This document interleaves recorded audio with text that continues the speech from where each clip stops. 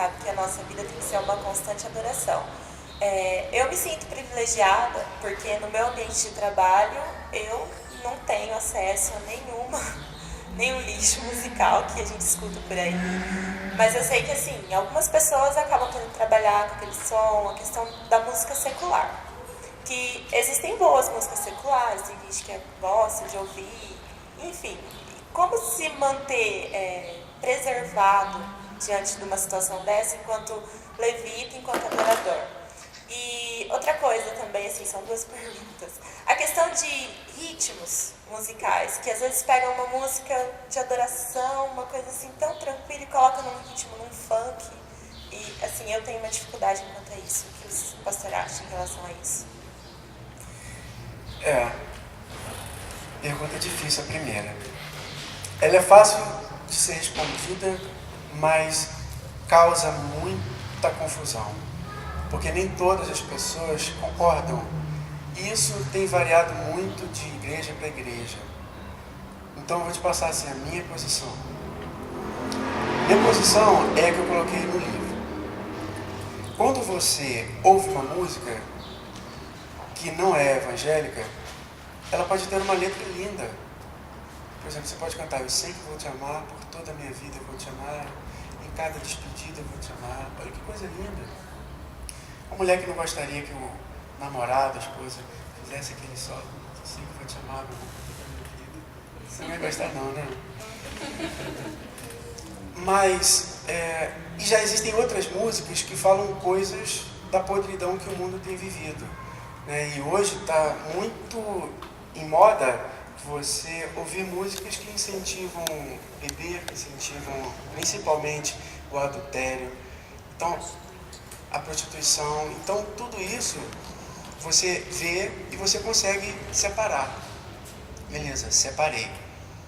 Aí é fácil você separar. E você não vai ouvir essas outras músicas. Mas aí surge um outro problema que é muito mais profundo. Existem músicas que têm belas letras, mas que o cantor fez um trabalho espiritual, demoníaco, forte, grande, ofereceu às vezes um ser humano, e nós temos conhecimento de pessoas que oferecem crianças para obter sucesso. E aí os demônios então agem para que ele realmente tenha o sucesso que ele estava querendo. E aí, às vezes são letras bonitas, mas os demônios estão fazendo com que ele tenha sucesso. E aí, às vezes, pegamos essas músicas e colocamos dentro do nosso carro, os nossos filhos estão ouvindo. E aí, nós abrimos uma legalidade, né? Abrimos uma porta que estava fechada porque nós ouvimos adoração, porque estávamos buscando ao Senhor. Aí, quando coloca aquela música, o demônio que estava agindo, os demônios que estavam agindo, eles vêm e tem uma porta agora. Foi aberta uma legalidade para eu trabalhar. Foi aberta uma brecha. E aí ele começa a agir. E existem as músicas que têm uma mensagem subliminar. E certas vezes eu já falei sobre isso. E aí pesquisando, eu vi que muita gente não acredita nas mensagens subliminares. Porque eles falam: é muita coincidência. Não, isso aí são sons que parecem o que você está dizendo que é. Só que eu costumo dar o seguinte exemplo. Já viram aquela sopinha de letras? Quantas vezes você vai pegar um punhado de letras, vai jogar assim em cima da mesa e vai aparecer o seu nome? Vai aparecer o meu nome. Ana é fácil, tá? Não vale Ana. Mas quantas vezes eu vou ter que jogar para aparecer de Wanderson? Queridos, quantos milhões, tá? Milhões de vezes eu vou ter que jogar para aparecer de Wanderson. Schwarzenegger, então, bilhões de vezes para aparecer a sequência assim, olha, caramba, Schwarzenegger. Então, quando eu digo que uma frase grande, como algumas que eu exemplifiquei aqui, quando eu digo que aquela frase grande é uma coincidência, eu estou de brincadeira, né? Eu estou subestimando. Então não é brincadeira. O inimigo ele não descansa, ele vai ficar trabalhando para fazer de tudo com que ele tenha legalidade dentro da nossa casa, dentro da nossa vida. E ele vai fazer isso. Então, eu prefiro não ouvir. Eu prefiro não dar ouvidos.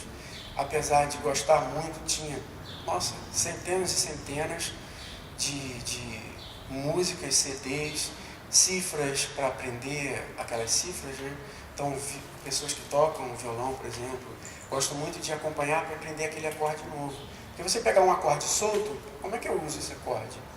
Mas quando você pega um acorde dentro de uma música, você consegue, entendi como é que se usa esse acorde. Entendi em que passagem eu vou usar. E aí eu gostava muito disso. Mas hoje, a gente não precisa mais disso. O meio gospel não precisa mais se espelhar, pegar nada lá fora. As pessoas lá fora agora que estão vindo nas nossas músicas e pegando e usando os nossos acordes, estão usando as nossas músicas, letras, para botar pagode, para botar o funk. Entendeu? Então, nós não precisamos mais disso. Então, a minha opinião é nós nos afastarmos disso. E a pergunta que você fez sobre os ritmos, aí eu acredito que não tem problema, porque é um ritmo. E existem pessoas que são apaixonadas pelo ritmo, por exemplo, pagode. Vivia no pagode lá fora, e quando veio para a igreja, ele também quer ouvir pagode. Então, às vezes ele vai pegar músicas que são pagodes, que são de outros ritmos, e vão mudar um pouquinho a levada, a batida, para ouvir o pagode que ele gostava de ouvir. Mas agora ele está mudando a letra. A letra agora é uma letra espiritual. E no ritmo, não existe nada no ritmo em si que possa dizer assim, não, esse ritmo não é de Deus. As pessoas rotulavam antigamente diversos ritmos que não podiam existir dentro das igrejas, e hoje esses ritmos estão fazendo parte de praticamente todas as igrejas. Então, se eu hoje pegar e falar que por exemplo, o funk não é de Deus, se eu falar isso hoje, daqui a 10 anos, nós vamos ter no Ministério de Louvor várias pessoas cantando funk. O rap, por exemplo, as pessoas falavam tanto que rap é coisa de presidiário. Hoje você pega Mark Sweet, meu Deus, você pega Mark Sweet, numa das canções ele botou um rapper para fazer, não sei se vocês já viram. Então, isso ainda choca algumas pessoas, mas daqui a 5, 10 anos não vai mais chocar. Entendeu? Então, eu acredito que não seja problema o ritmo em si. Mas, da onde nós trazemos a música e a letra que está envolvida ali, isso é muito importante. Agora, se eu pego um funk e entrego ele de todo o coração para o Senhor... Agora, por exemplo, eu não gosto de funk, eu não gosto de rap. Nosso filho já gosta de hip hop. Meu filho gosta de hip hop com 8 anos. E eu não gosto de hip hop, mas o que acontece muito nas igrejas? O pastor não gosta de funk, então ele acaba... Gente, funk não é de Deus. E acaba ensinando isso, que funk não é... Na verdade, é um ritmo. Se eu compor uma música com ritmo de funk, não saiu lá de fora e trouxe para dentro da igreja, não. Foi criado aqui dentro. Eu criei a música. E eu estou usando o ritmo. Nosso Deus, ele é imensurável em sua graça. E ele consegue ouvir as músicas que eu gosto. Por exemplo, minha preferência geralmente é Davi Sasser, Toque no Altar. Essa é a minha preferência particular. Mas quando eu faço Davi Sasser para o Senhor, ele recebe. E quando o irmão que ama funk faz o funk para o Senhor, Deus recebe. Ele está feliz, está satisfeito com isso. Não, e assim, a questão da música secular, eu li o livro, a questão da música secular eu li o livro, vi a sua postura em relação a isso, mas como eu disse, eu tenho o privilégio, que eu não sou obrigada a ouvir música secular no meu trabalho, não sou obrigada a ouvir música secular no meu carro, mas eu sei de pessoas que convivem com isso no dia a dia e tem uma certa dificuldade.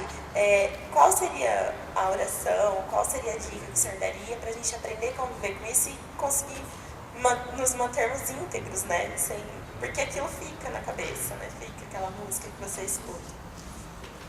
Essa é uma dificuldade grande que existe com algumas pessoas que são profissionais da área.